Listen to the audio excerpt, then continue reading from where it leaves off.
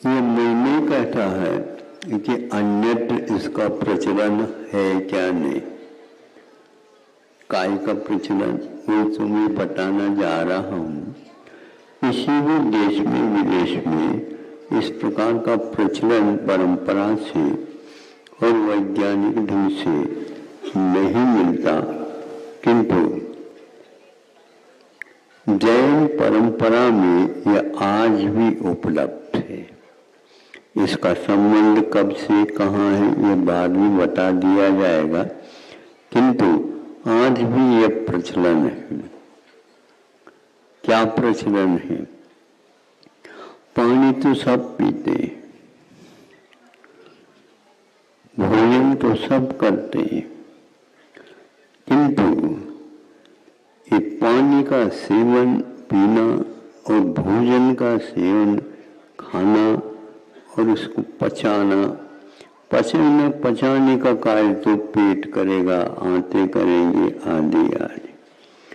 खाने का कार्य वो नहीं करेंगे, हम करेंगे। और हम यदि आंख बंद करके उसका सेवन कर रहे हैं तो हमारे आरोग्य के लिए कैसी क्षति पहुंचती जा रही है, हमारे बुद्धि में कैसी कमी आती जा रही है, हम स्वस्थ नहीं रह पा रहे हैं। दूसरे की सेवा करना तो दूर, अपना ही उठना बैठना गड़बड़ में हो गया है। अमेरिका ने एक लेख पहुंचाया है हम लोगों के पास या आप लोगों के हाथों तक। भारत की बात नहीं कह रहा हूं, लेकिन भारत में कह रहा हूं। वहां से ये आया है, यदि आपको जीना है तो इसका सेवन मत करो। कौन से रोगों से बचना है? मोटापा, वेट, शुगर की बीमारी,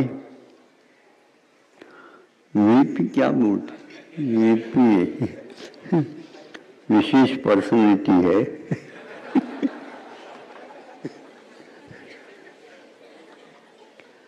आमतौर से ये सारे रोग हार्ट संबंधी भी और पाचन क्रिया जो पेट आमाशय आदि है उनके अपेक्षा से भी गेहूं का त्याग करना। बोलो क्या कहा? आज उन्होंने कहा अभियान यदि कोई विशेष रूप से चल रहा है अमेरिका में तो गेहूं का त्याग करो। यहाँ पर कई व्यक्तियों ने आरोग्य की दृष्टि से कई लोगों को जागृत कराया। 5 विष है जो आपके खाने में आ रहे हैं। शुगर, जो शक्कर बोलते हैं, लेकिन वो शक्कर ऐसा नहीं, खांड वगैरह नहीं, जो सफेद क्लिस्टर होते हैं उसका नाम अभी भिन्न रूप से उसका निर्माण हो रहा है। ऐसा हो रहा, क्या हो रहा है आपको जानना, किंतु यह है क्योंकि उसके साथ जो केमिकल का प्रयोग हो रहा है उसके कारण उसमें जो अमृत तत्व था वो मृतक होकर के जहर बन गया। खुल्लम खुल्ला कहा जा रहा है। इसी प्रकार मैदा जो गेहूं से बनता है, अन्य किसी धान से मैदा का उत्पादन नहीं होता। मै का दान करना पड़ता है तब मैदा बनता है। वह जा करके आटा, उस आटे बनी हुई चीज चिपक जाते हैं आंतों के ऊपर। आंतों की जो क्रिया होती शक्ति है वो धीरे धीरे होने लग जाती है। फलस्वरूप पाचन शक्ति बिगड़ जाती है। फलस्वरूप जो मल का संशोधन होना वह रुक जाता है। कब्ज होना ये एक आमतौर की बात है। इस प्रकार 80% लगभग जनता इसका सेवन करना प्रारंभ कर चुकी है। सबसे ज्यादा गेहूं का उपयोग भारत में होता, ऐसा उनका कहना है। अब कहाँ जीवन की बात, साधना की बात थी और कहाँ मृत्यु की ओर जाने की बात है। गेहूं को मोटे धान के रूप में स्वीकारा नहीं। मोटे धान क्या महाराज, बड़े बड़े होते हैं? नहीं, बाजरा है, मक्का है, ज्वार है, जौ है, रागी है, चना है, अरहर है, मसूर है और मूंग आदि। ये सारे मोटे धान में आते, ये कभी भी आंतों में चिपकेंगे नहीं। और तत्वों की अपेक्षा से पूछो नहीं, इसका तत्व विज्ञान अपने आप में भारत में भरा पड़ा हुआ है।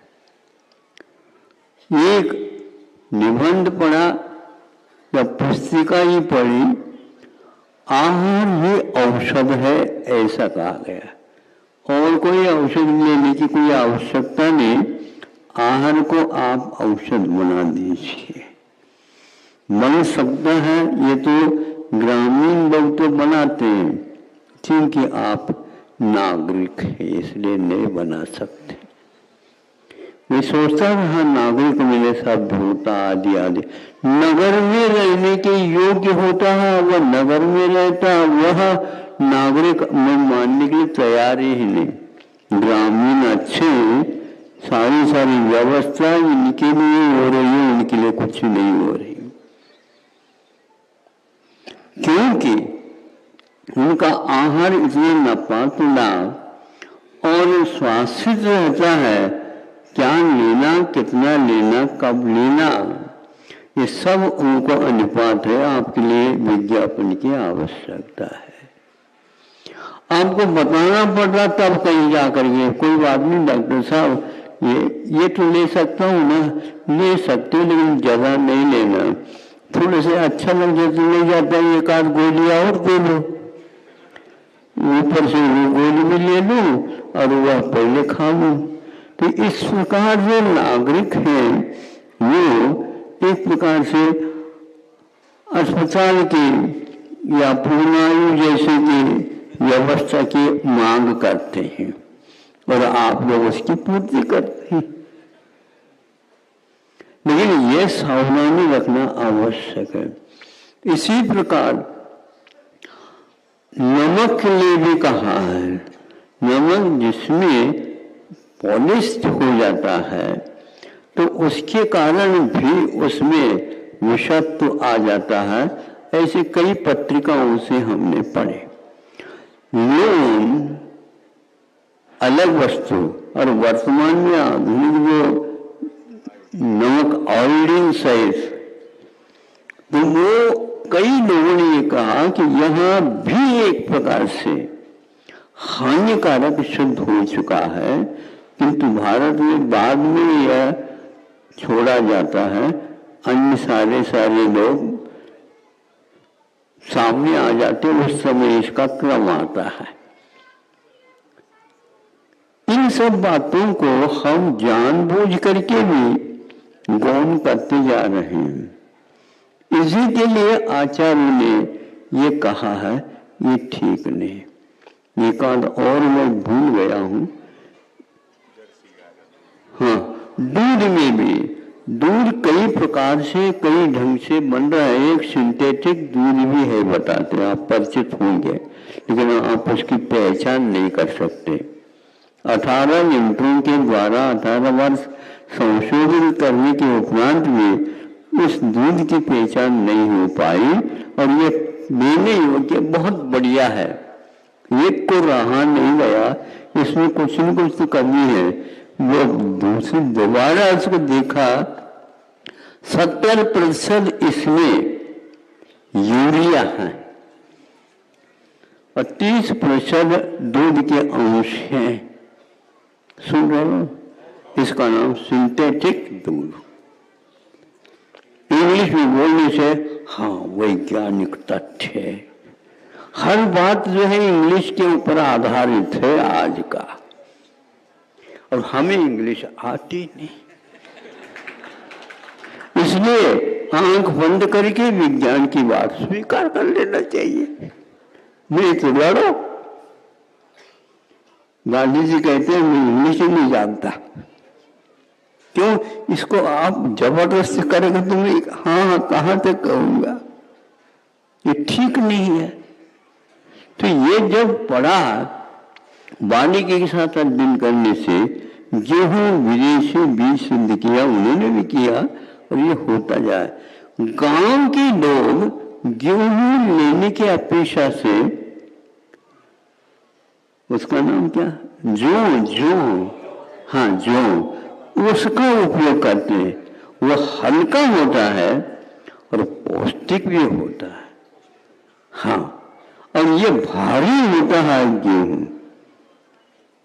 अब आप लोग भारी भरकम वाले हैं, इसलिए तो खाओ। इसमें भारी होता है, वह व्यक्ति भारदार होता है। गेहूं में ऐसा नहीं, उसमें शक्ति अच्छी मिलेगी। हल्का होने के कारण कभी भी आपके लिए पेट में बाधा नहीं डालेगी, आराम के साथ नींद आएगी। आपकी नींद उनके पास चली जाएगी, गांव वालों के पास। और आप क्या, आप चूंकि विकासशीलों में हैं, नींद की कोई आवश्यकता नहीं। नींद की गोली अवश्य चाहिए। नींद की गोली होती, गोली क्यों नींद आती है क्या आपको नींद आती है बताओ? तो गोली लेकर के यदि नींद लेता है तो उसको स्वप्न कभी भी नहीं आते, ऐसा भी सुनाता हमने। हाँ, आता भी है तो वात पित्त कफ से प्रभावित आते। आप तैरते हुए नजर आएंगे आसमान में, आप उड़ते हुए नजर आएंगे। क्यों? वात की बीमारी के कारण। ये स्वप्न का उन्होंने फल बताया। आपको अग्नि अग्नि जैसे दिखने में आएंगे, लपटे दिखने में आ जाएंगे, तो क्या है, अग्नि परीक्षा हो रही क्या? नहीं, किंतु यह पित्त का प्रकोप है। इसी प्रकार वात का, पित्त का, कफ का क्या हो रहा? खूब तैर रहे हैं आप। तैरना तो आता नहीं आपको, स्वप्न में तैर। ये स्वयं स्वप्नों के फलाशय के बारे में कभी सोचना नहीं चाहिए, ये विकार है। सोने का भावना भाने वाले तो तीर्थंकरों की मां को जो 16 स्वप्न आते हैं, आप लोगों को कभी सुनने में नहीं आएंगे। ऐसे स्वप्नों को निघाटक ये सिद्ध हो रहे हैं। इसलिए सुख की नींद भी लेना चाहते हैं, अनिष्ट से पहले बचिए। उसमें एक बात मैं कहना चाह रहा हूं, जो मुनियों के लिए भी लागू होता है, श्रावकों के लिए भी लागू होता है, और विशेष रोगियों के लिए भी लागू होता है। रोगियों के लिए कहा जाता है, देखो इनको गरम गरम पानी दे देना, ताकि यह शौच इत्यादि कार्य में इनको लाभप्रद होगा। सुनो, ये फल उसको देना, किंतु जिसको टाइफाइड मियाजी बुखार हो गया, लेकिन ये ध्यान रखना, उस सेब फल को गर्म करके साग के रूप में दे देना, साबुत नहीं देना। क्यों? क्योंकि आंतों में इस प्रकार की जड़ता आ गई है, वो इसको हजम नहीं कर पाएंगे। अब इसमें थोड़ा सा स्वाद की ओर देख लेते हैं। जो बना करके देते हैं किंतु गर्म नहीं है, उसका स्वाद अलग आएगा। और उसको साग बना करके देंगे तो फिर रोटी के साथ तो खाया जा गया, किंतु बिना रोटी के हम उसको खा लें, क्योंकि स्वाद उसका अंतर हो जाता। वह स्वाद ही उसके लिए बाधक था, सेव बाधक नहीं था, क्योंकि वह रोगी है। इसलिए ऐसे कई पदार्थों का आप लोगों ने कहा है, जब तक इसको इस रूप में नहीं लोगे गलत है। तो अब हम पानी की ओर आते हैं, अब भोजन की ओर आते हैं। कोई भी पदार्थ सचित होगा, उसको लेने के लिए जीवनाचार्यों ने मना किया। कैसा होना चाहिए? उन्होंने ये कहा प्रासुक होना चाहिए। ये शब्द केवल जैनियों के यहाँ मिलता है और अन्यत्र नहीं मिलता। प्रासुक का अर्थ होता है असुक मिले प्राणी। तो वो जीवों का जहां से निष्कासन होता है उसको प्रासुक जल और प्रासुक भोजन माना जाता है, और यह श्रावकों के लिए अनिवार्य है। बीजों का भोजन वो नहीं करते क्योंकि वो प्रासुक नहीं है। कई बीज पशुओं के लिए खा ले तो बाधक हो जाते।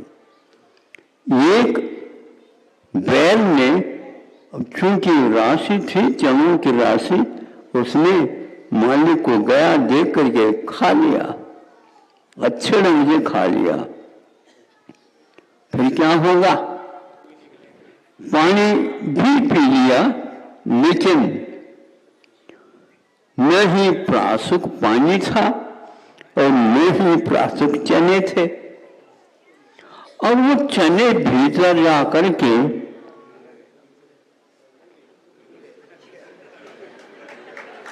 जैसे गुब्बारा फूल जाता है वैसे वह सबको फुलाता हुआ जा रहा है, और बैल का वह पेट गेंद की भांति फूल गया और फट गया। प्रासुक चने के अभाव के कारण ऐसा हो। प्रासुक जल के अभाव के कारण ठंडा पानी पी लिया कस के, ऐसा होता है। अब ये बताओ, कोई व्यक्ति 2-1 बाटी ज्यादा खा लिया तो मारवाड़ में ही होते हैं, ऐसा कोई नियम नहीं है, सब जगह होते हैं। उन्होंने बाटी उसका रखा, दक्षिण में जाओ तो मोदक कहते हैं उसको, है तो वही चीज।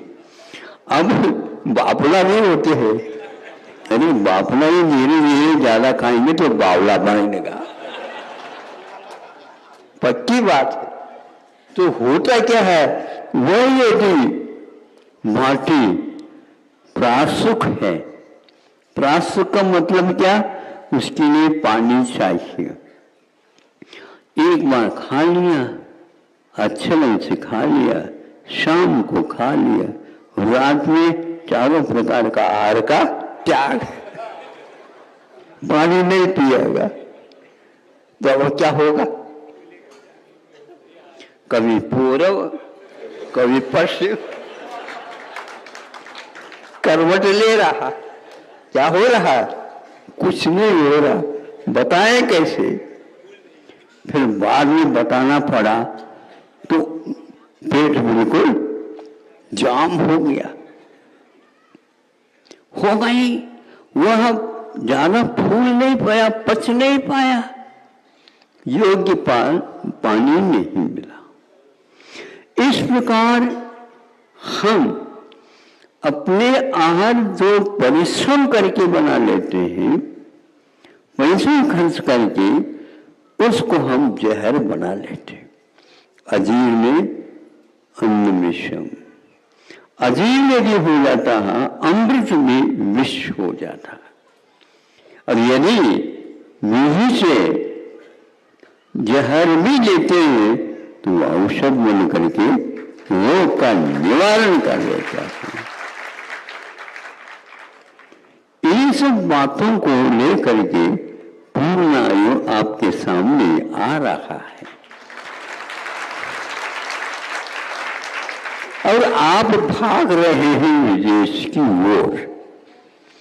भगवान हम कहते हैं उनका भाग्य थोड़ा सा पलट जाए, उधर न जा करके इसका महत्व समझ दे।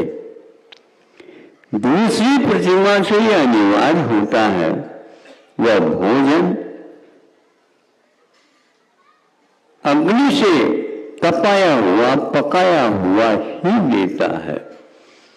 ध्यान रखो, पानी भी वह जल को भी छानेगा, जहां से लेता उसको जीवानी करेगा और उसके साथ साथ उसको गर्म करेगा। उस गर्म करने की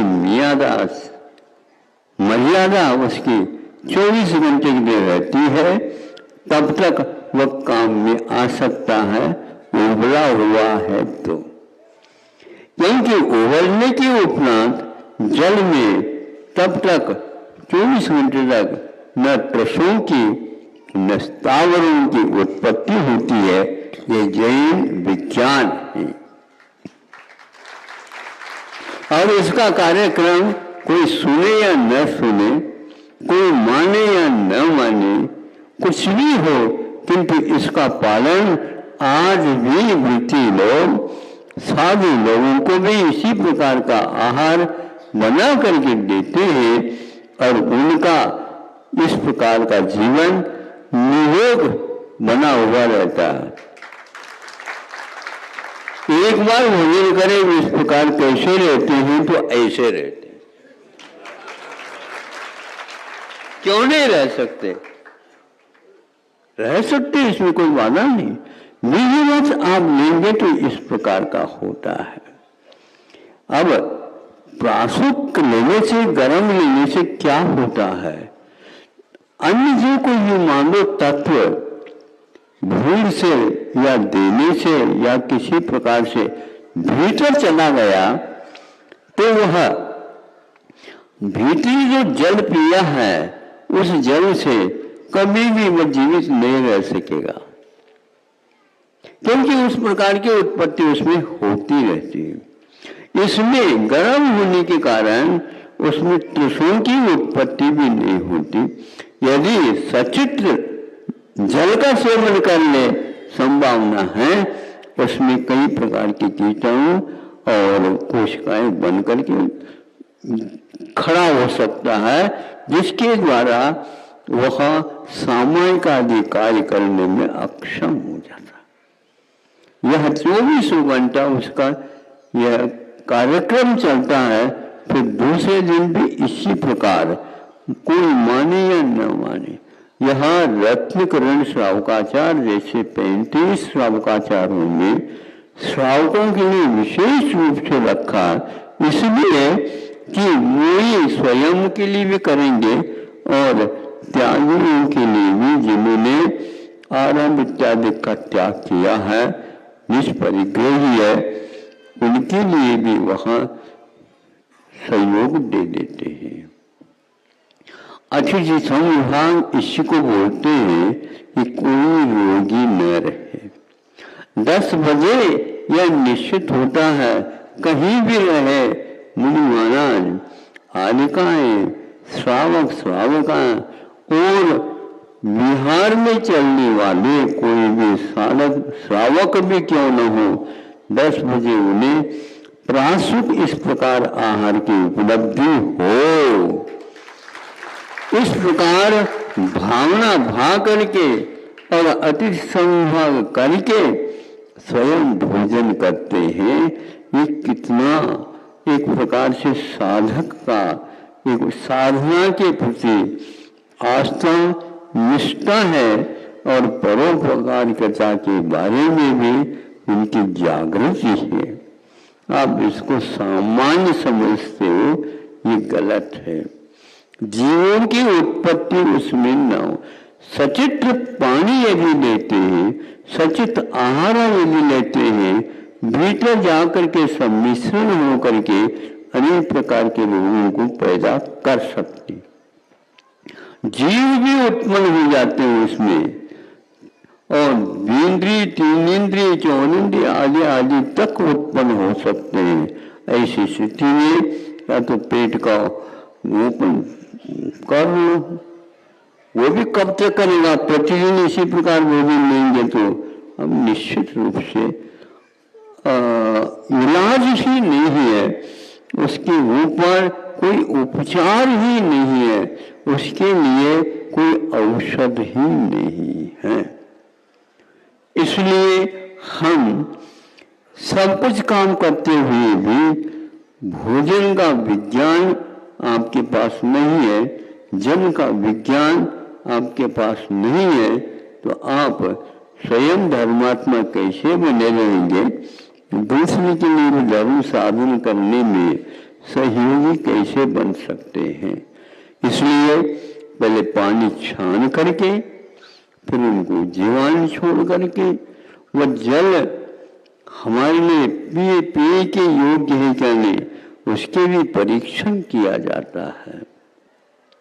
वह जल कहाँ से आ रहा है, एक बिंदु बता करके मैं पूर्ण करना चाहता हूँ, 2-3 मिनट ज्यादा हो गए आपके लिए, जब कभी उसको दे देंगे हम। क्या है उन्होंने, ये है जल कुएं का, तालाब के भी हो सकता है, जो बड़े बड़े तालाब होते हैं जिसमें से नदियां निकल जाती हैं, भोपाल का ताल, बाकी सब तलाइयां बोलते हैं ना, चारों मास हुआ था, बहुत दूर तक पानी खड़ा था, सीहोर तक पानी गया था, ऐसा सुनते हैं, मीलों तक फैला, और जीवित हमेशा बहता रहता है, उसका भी जल लिया जा सकता है, कुएं का भी जल लिया जा सकता है, नदी प्रवाह का भी लिया जा सकता। इसमें क्या होता है, इसमें एक प्रकार से वह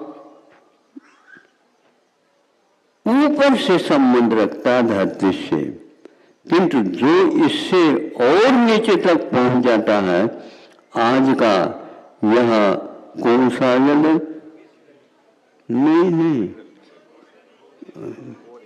बोरिंग, हाँ ठीक कहा, उसमें कई प्रकार के हेल से भी होते हैं, देव से भी होते हैं, और इससे भी होते हैं, अनेक प्रकार के होते हैं। हजारों फीट नीचे जाकर के वह जल आ सकता है, 200-300 फीट गहराई तक जाकर के वह आ सकता है। सुनते हैं मद्रास में 2000 फीट के बाद भी पानी नहीं,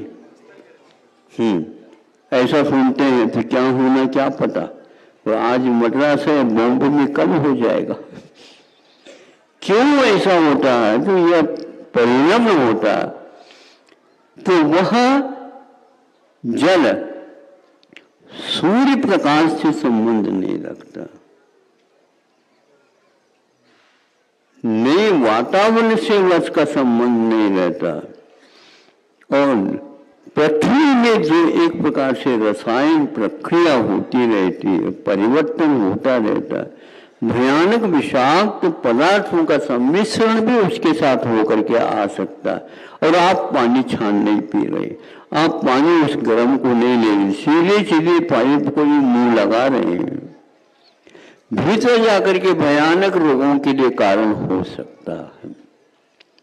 तेना जाने के लिए पानी का इस प्रकार का प्रबंध बताया, उसको छाने बिना और गर्म किए बिना वो नहीं बन सकता। लेकिन विषाक्त पानी आपके आ गया, सबसे ज्यादा उस जल में मिनरल जो धातु खनिज पदार्थ रहते हैं उसका कोई संशोधन नहीं होता, निष्कासन नहीं होता, वही यदि पी रहे हैं तो क्या होगा।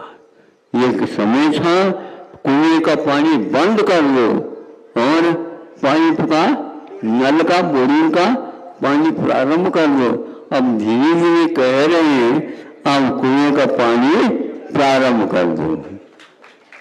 क्यों? उनका ये कहना था यहाँ पर पानी आना अनिवार्य है, ऊपर से पानी, यहाँ पानी जमीन में चले जाए और इसके कारण जल का स्तर बढ़ जाए और उसके कारण उसका स्वाद, उसके घातक जो पदार्थ है सब शांत हो जाते हैं। जहाँ पर खारा पानी था वहाँ पर आज मीठी नदी बह रही है। ऐसा जल प्रबंध पहले होता था, आज वह जल प्रबंध है लेकिन देखा देखी है। ज्यादा समय लेना ठीक नहीं, यह विषय और लंबा चौड़ा था। मूल तो ये था कि आप महिला की बहुत प्रिय भोजन करने वाले हो, अपने पेट की ओर दया करो। हाँ, और मोटा खाना आप प्रारंभ कर दो और आप चिरंजीवी रहेंगे, इसमें क्या बाधा है, आपका अधिकार है, क्योंकि पूर्ण आयु आपको मिली। उसको अकाल मरण की गोद में क्यों भेज रहे हो? अपने बच्चों का पालन अपनी ही गोद में किया करो। इतना ही कहना। अहिंसा परमो है।